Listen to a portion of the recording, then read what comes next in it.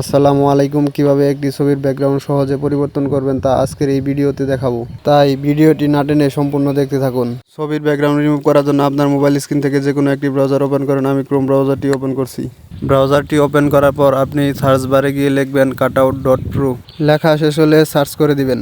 Search করার পর দেখতে পাচ্ছেন এমন একটি ইন্টারফেস চলে আসছে। এখান থেকে প্রথমে আপনাকে ইমেজ ব্যাকগ্রাউন্ড রিমুভাল এই অপশনটিতে একটি ক্লিক করতে হবে। ক্লিক করার সাথে সাথে নতুন একটি ইন্টারফেস দেখতে পাচ্ছেন। এখান থেকে আপলোড ইমেজ এই অপশনটিতে একটি ক্লিক করতে হবে। আপলোড ইমেজে ক্লিক করার পর আপনি এমন একটি ইন্টারফেস দেখতে পাবেন। এখান থেকে আপনি যে ছবিটির ব্যাকগ্রাউন্ড রিমুভ করতে চান ওই ছবিটি সিলেক্ট করবেন। ছবিটি সিলেক্ট করা শেষ হলে নিচে দেখতে পাচ্ছেন ডান অপশনে একটি ক্লিক করবেন। এখানে নতুন আরও একটি ইন্টারফেস দেখতে পাচ্ছেন। আপনার মোবাইলে নেটওয়ার্কের স্পিড যদি ভালো থাকে তাহলে আপনার ছবির ব্যাকগ্রাউন্ড দ্রুত পরিবর্তন হয়ে যাবে। ইতিমধ্যে দেখতে পাচ্ছেন ব্যাকগ্রাউন্ডটি অলরেডি পরিবর্তন হয়ে গেছে। এখানে তিনটি অপশন দেখতে পাচ্ছেন, এডিটর, ডাউনলোড এইচডি। আপনি যদি ছবিটির ব্যাকগ্রাউন্ডে কোনো কালার দিতে চান তাহলে এডিট অপশনে একটি ক্লিক করবেন। এডিট অপশনে ক্লিক করার পর এখানে দেখতে পাচ্ছেন চারটি আইকন আছে। এখান থেকে দ্বিতীয় অপশনটিতে ক্লিক করবেন।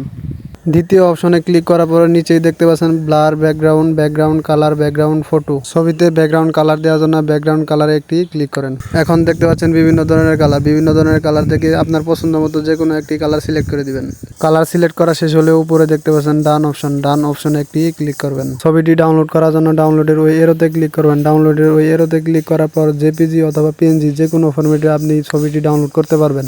ডাউনলোডের ওই এরোতে ক্লিক করবেন। নিচে দেখতে পাচ্ছেন ফাইল ফরম্যাট। এখানে পিএনজি অথবা জেপিজি যে ফরম্যাটে ছবিটি ডাউনলোড করুন ওই ফরম্যাটটি সিলেক্ট করে দিবেন। আমি জেপিজি অপশন সিলেকশন থাকা অবস্থায় নিচে ডাউনলোড অপশনে একটি ক্লিক করে দিচ্ছি।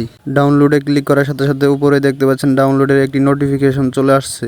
ছবির পিছনে যদি ব্যাকগ্রাউন্ড হিসেবে সিনারি এড করতে চান তাহলে আবার এডিটে ক্লিক করতে হবে। এখন ব্যাকগ্রাউন্ড ফটোতে একটা ক্লিক করুন। ক্লিক করার সাথে সাথে নিচেই দেখতে পাচ্ছেন অনেকগুলো ব্যাকগ্রাউন্ড ফটো চলে আসছে। এখান থেকে যে ফটোটি আপনার পছন্দ হয় ওই ফটোটি সিলেক্ট করবেন। ব্যাকগ্রাউন্ড সিলেকশন শেষ হলে ডান অপশনে একটি ক্লিক করবেন। এখন ডাউনলোডের ওই এরোতে ক্লিক করে নিচেই দেখতে পাচ্ছেন ফাইল ফরম্যাট। এখানে পিএনজি অথবা জেপিজি যে কোনো ফরম্যাটে আপনি ডাউনলোড করতে পারবেন। সেজন্য ডাউনলোড অপশনে একটি ক্লিক করুন। এখন ডাউনলোড এগেইন এই অপশনটিতে একটি ক্লিক করুন। ডাউনলোড এগেইন এই অপশনটিতে ক্লিক করার সাথে সাথে ওপর থেকে ডাউনলোডের একটি নোটিফিকেশন চলে আসছে। নিত্য নতুন ভিডিও পেতে আমাদের সাথে থাকুন। আমাদের চ্যানেলটি সাবস্ক্রাইব করে পাশে থাকা বেল আইকনটি চাপতে ভুলবেন না। ধন্যবাদ।